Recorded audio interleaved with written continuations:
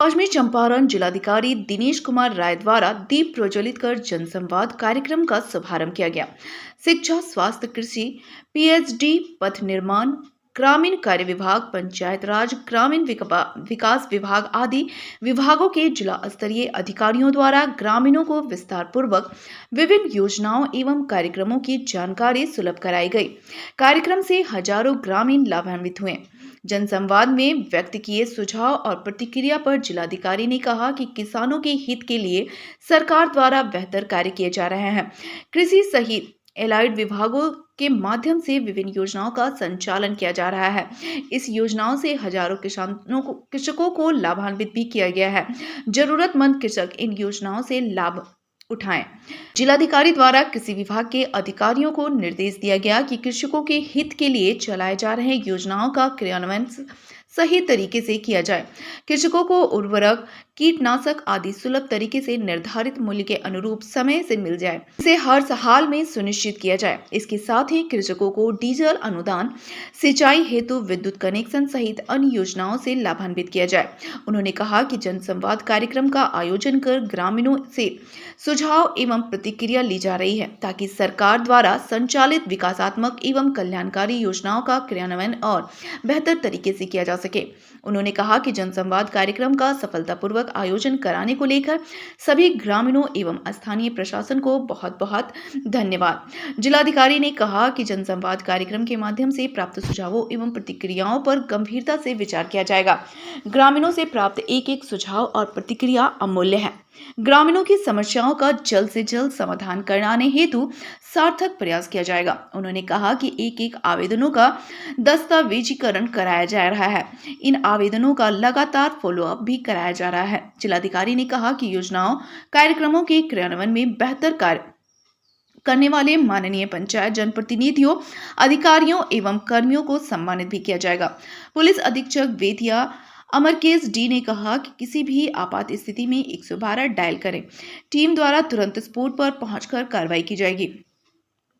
उन्होंने कहा कि महिलाओं की सुविधा हेतु थानों में महिला हेल्प डेस्क फंक्शनल का महिला हेल्प डेस्क में महिला अधिकारी एवं कर्मी 24 घंटे कार्य कर रही हैं। इसके साथ ही ERP इमरजेंसी रिस्पांस व्हीकल भी क्रियाशील है और त्वरित गति से कार्रवाई कर रही है। किया जा रहा है। नहरों के द्वारा पर्याप्त मात्रा में पानी दी जा रही है और कम बारिश के चलते कहीं कहीं कम बारिश हुई है, इससे प्रभावित लोग हुए हैं किसान लोग, तो वहाँ पर डीजल अनुदान की व्यवस्था है। हम कृषि विभाग के अधिकारियों को कहना चाहेंगे कि जो किसान इससे प्रभावित हैं, जिनके खेतों तक पानी नहीं पहुँच पाई है, उनको निश्चित रूप से डीजल अनुदान में आच्छादित किया जाए, उनको दिया जाए।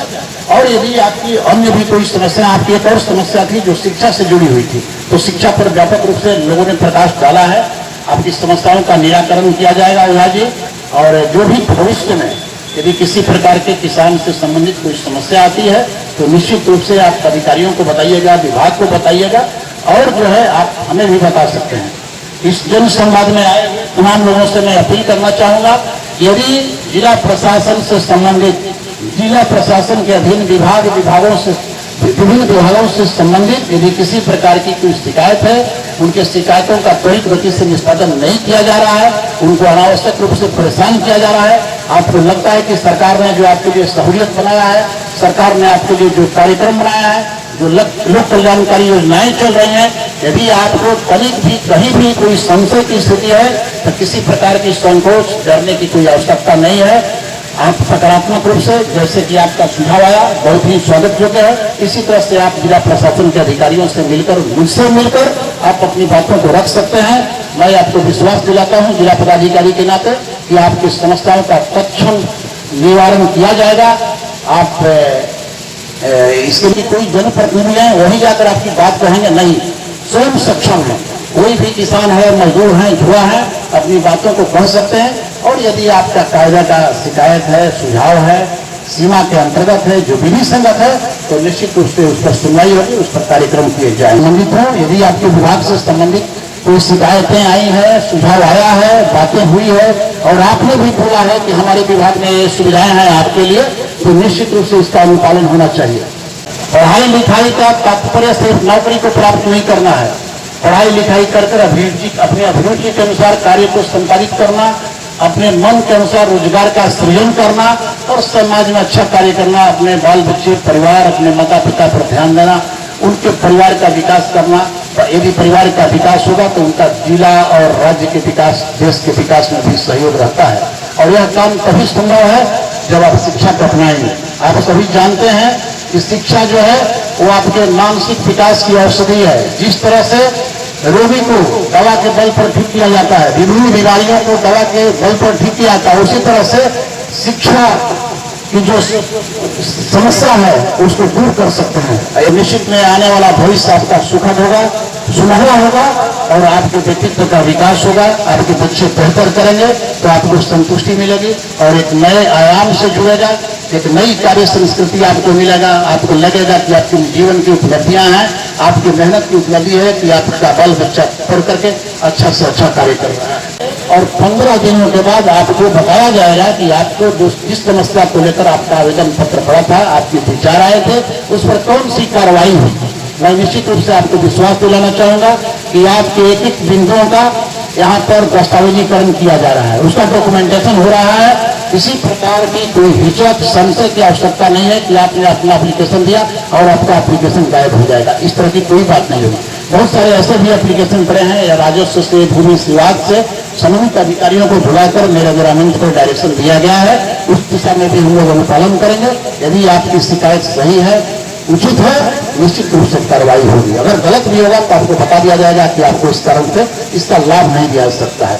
तो इन्हीं सब शब्दों के साथ तो हमारे जो तमाम विभागों के स्टॉल लगाए गए हैं, स्टॉल में हमारे कर्मी बैठे हुए हैं, पदाधिकारी बैठे हैं, उन तमाम लोगों का भी अभिनंदन है, स्वागत है कि आपने अच्छे से अपने स्टॉल पर रह करके और इस कार्यक्रम में अहम भूमिका निभाने वाले स्थानीय पदाधिकारियों, बीडीओ, सीओ, आरओ, अन्य तमाम बीपीआरओ जो भी लोग हैं, महिलाओं के सशक्तिकरण की दिशा में प्रयास कर रही है, नौकरियों में आरक्षण दे रही है। जनप्रतिनिधियों के जो त्रिस्तरीय पंचायत निकाय है, इसमें 50% महिलाओं के लिए आरक्षण दिया है सरकार ने। साथ ही साथ पुलिस की बहाली में आप देख रहे हैं कि 35% कांस्टेबल की बहाली में महिलाओं को रिजर्व किया गया है। तो ये महिलाओं के विकास के लिए, उनके सशक्तिकरण की दिशा में अपने बल पर अपने संबल बनाने के लिए बहुत सारा सहयोग सरकार कर रही है। सरकार आपके लिए लगातार चिंतित है और जिला प्रशासन का यह दायित्व है कि सरकार के द्वारा जो कार्यक्रम चलाए जा रहे हैं वो आप तक पहुंचाया जाए, जानकारी दिया जाए। यहाँ कृषि विभाग से जुड़े हुए अधिकारी हैं, निश्चित रूप से इस तरह की शिकायतें आई हैं और इन शिकायतों का कहीं कहीं हमने औचक निरीक्षण भी कराया है।